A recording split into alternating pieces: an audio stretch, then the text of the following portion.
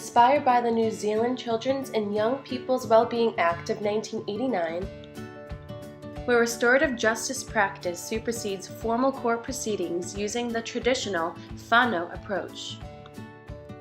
We propose to implement these practices in Hawaii using a similar and culturally appropriate method identified as ho'oponopono.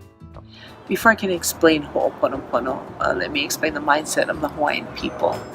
It was an aloha spirit, the true meaning of aloha spirit, the importance of unity and respect for one another. All of this was brought together and treated as one. Community and ohana was one and the same. All of this was brought into ho'oponopono.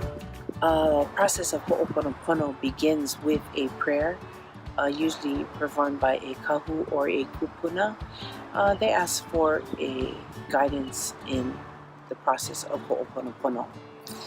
A problem is identified and all parties have a say. This is the time when everyone can come together and identify the issue, have a say in the issue, and it's resolved.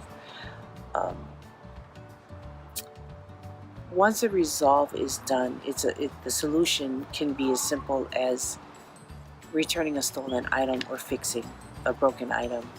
And once that is complete, then the problem is cut. It's severed and never to be done again.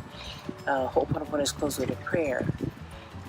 Upon closing, it marks the beginning of a celebration. The celebration that marks that beginning or that end is a wonderful thing that it brings the aloha spirit, brings all the people together.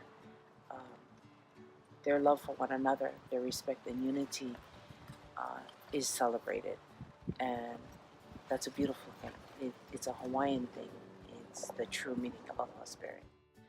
One nonprofit, Epic Ohana, has successfully created a culturally based program for families and foster youth.